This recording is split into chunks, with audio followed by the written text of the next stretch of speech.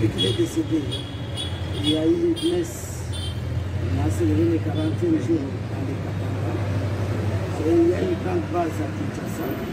Et il fallait venir à Kinshasa aussi pour le faire ensemble devant les foules qui sont ici. Et c'est ainsi qu'après la messe, il était bon que l'on aille voir le parti au pouvoir comme on est déshabillé. On y a été. D'abord, pour le remercier, parce qu'il y a le chef de l'État qui a été à Mbachi. Le patriarche, c'est son père, il a été là jusqu'à l'élimination. Alors, tous ces soutiens moraux, matériels, de financiers, voulaient que l'on aille quand même faire entendre la voix de la fête pour que cette voix soit transmise au chef de l'État. Nous en sommes là. Il fallait quand même qu'on se consulte, parce que vous savez, après la disparition il y a des agitations qu'il faut verser dans les comptes de gestion des ambitions. Il y a la gestion des ambitions. Nous avons considéré qu'il fallait qu'on en parle. Il n'y a pas de souci de ce parti. Et j'ai bon qu'il n'y avait pas un problème majeur, insolite, non. Il y a des petites confusions qu'on doit lever. L'on reconnaît que les statuts existent, que le vice-président remplace le président en son absence. Il y a celui qui assigne l'intérim qui reconnaît ça. J'ai constaté qu'il y a seulement peut-être une petite confusion. Tout le monde parle le même langage. Alors il n'est pas normal que nous puissions nous entraîner. C'est ça le conseil que tout le monde donne, que ce soit la haute hiérarchie, que ce soit tout le monde qui veut nous voir toujours soudés. C'est ça mon point de vue. Je crois que les uns et les autres doivent mettre beaucoup d'eau dans leur vin, que nous puissions finir ensemble jusqu'à l'organisation de notre convention qui va mentir à l'élection d'un président. Je crois que c'est ça. Voilà, peut-être une question qui est arrivée. Aujourd'hui, le chef de l'État avait déclaré la gratuité de l'enseignement, parce que dans toute la province, vous faites partie d'une province assez riche. Aujourd'hui, moi je crois que la gratuité est saluée par tout le monde, sauf ceux qui sont animés de mauvaise foi, parce qu'il y a ces parents qui ont beaucoup de charges. Quand on rend gratuit l'enseignement de base, je crois qu'il y a une charge de moins en faveur des parents. Ceux qui pouvaient donner assez de l'école primaire, devaient les donner maintenant assez de l'école maternelle et de l'école secondaire. Et personne ne peut s'opposer à l'allègement de sa charge. Personne. Alors, on a constaté qu'il y avait une sorte de politisation de cette gratuité. Et pour votre mémoire, la gratuité, ce n'est pas le président Tshisekedi qui l'a instauré. La gratuité est assortie de notre constitution. C'est une disposition constitutionnelle qui était malheureusement veilleuse depuis plusieurs années et que le président Tshisekedi vient de tirer du bouclier, il vient de l'appliquer. Moi je crois qu'il faut d'abord l'applaudir et même l'encourager à alléger les parents de certaines charges. J'estime qu'il ne peut être mécontent de ça que l'ennemi du peuple, que l'ennemi des parents, que l'ennemi de nos enfants qui étudient. Alors, il y a eu des agitations autour de la gratuité. Donc j'ai compris qu'il y avait des agendas cachés. Il y en a qui se retrouvaient dans la misère, dans les larmes des autres, et qui ne voulaient pas que ces gens sortent de ces carcans-là. Nous avons estimé qu'il faut les décourager et regarder nous tous dans la même direction, c'est-à-dire dans la matérialisation de cette gratuité, que nous voulons continuer même au niveau secondaire et pourquoi pas universitaire. Que le pays se stabilise d'abord, parce qu'un voyage de 1000 km commence toujours par les tout petits premiers pas.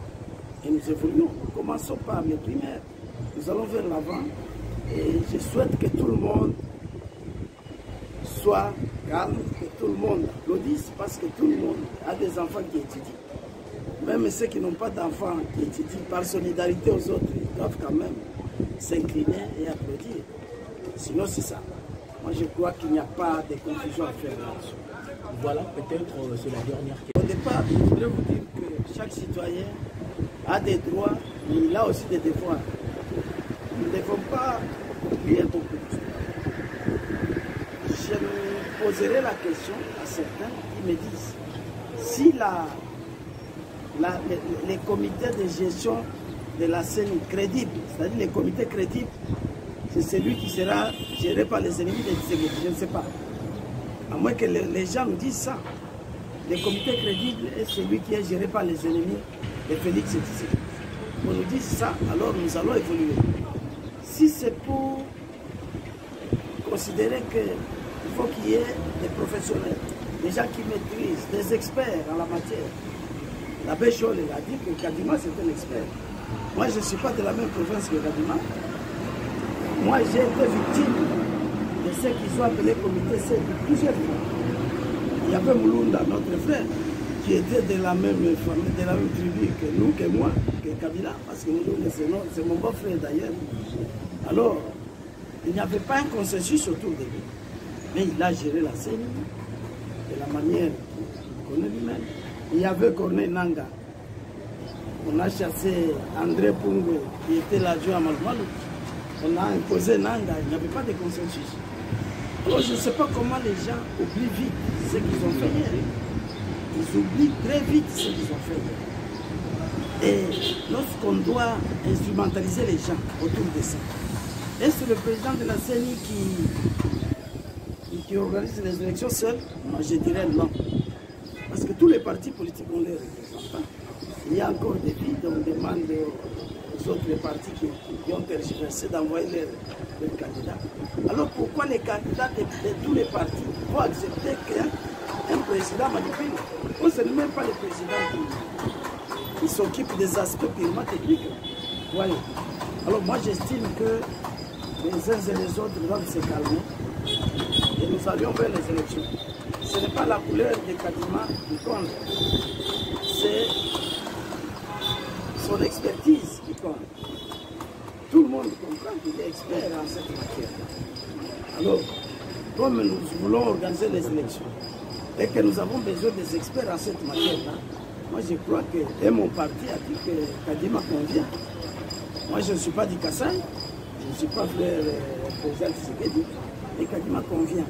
À moins qu'on nous dise qu'il faut mettre l'ennemi du président Tshisekedi à la tête de la CENI.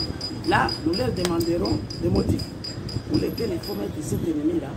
Sinon, ce n'est pas valable que l'on puisse agiter la population pour manifester. Oui, manifester c'est un droit, mais il faut le faire dans les normes. Lorsque l'hôtel de ville nous dit qu'il n'y a pas un correspondant officiel, on avait déclaré la commune de la Gombe, une commune nette, les manifestations peuvent se dérouler ailleurs.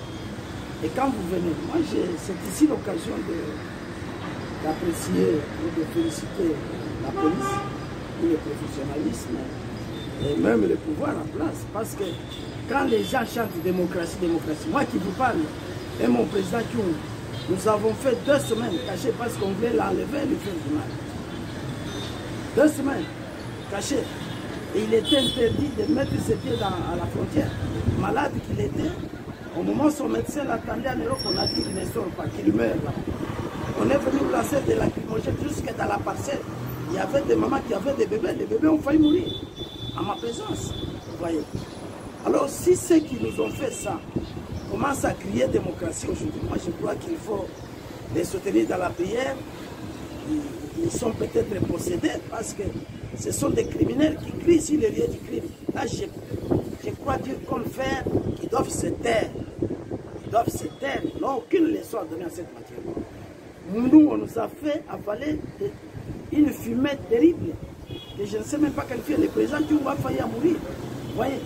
Alors, quand ils marchent pacifiquement sans être inquiétés, ils croient que c'est la faiblesse des autres qui sont plus malins. Non. En malin, oui.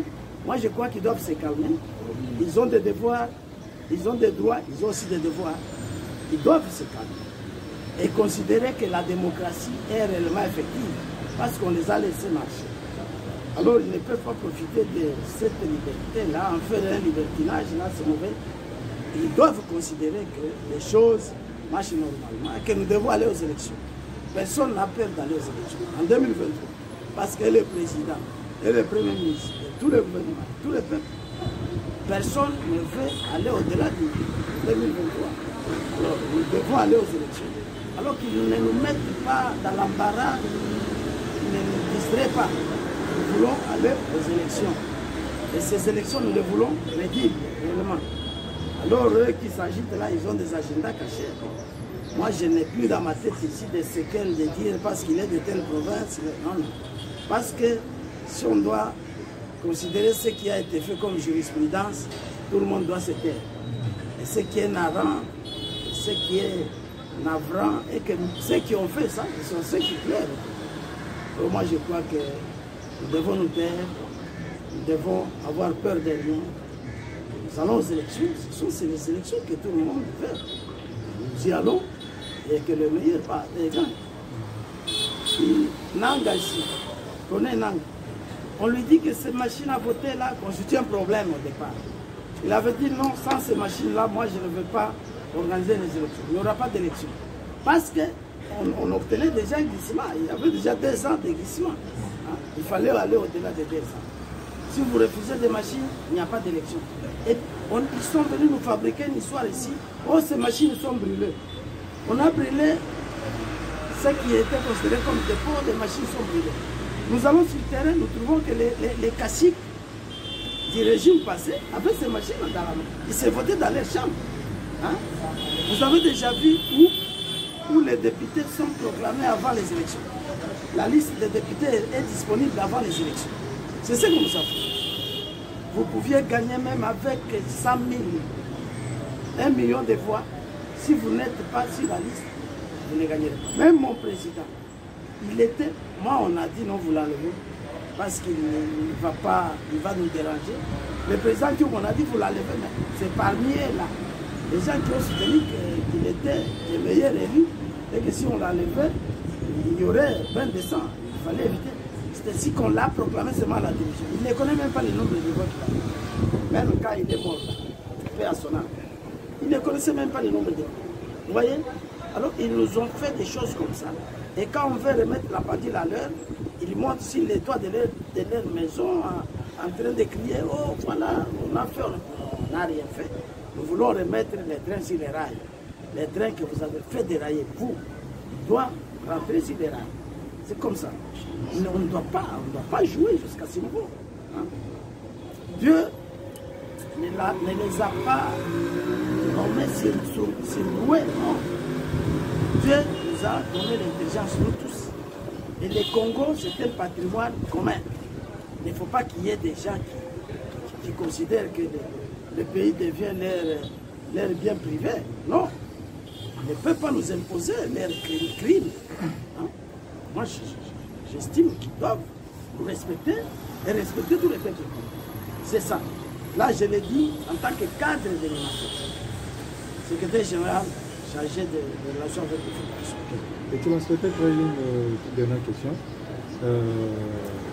Il y a des... Je suis mal placé pour répondre à cette question parce que c'est lui qui fait le remaniement. Si réellement remaniement il y a, c'est celui qui connaît. Quand il va sortir, si c'est vrai, je ne sais pas. Remanié ou non remanié, nous avons un gouvernement qui se défend, on évolue, mais il en va de l'appréciation du président de la République qui a ses objectifs à atteindre, qui s'était assigné devant le peuple. Moi, je crois que s'il va qu'il y a là où il faut retoucher, il le retouchera, indépendamment de tout le monde. Ça relève de son pouvoir discrétionnaire. Je n'ai rien à commenter là-dessus. Ces rumeurs-là, moi, je ne veux pas verser dans les spéculations des rumeurs. Non.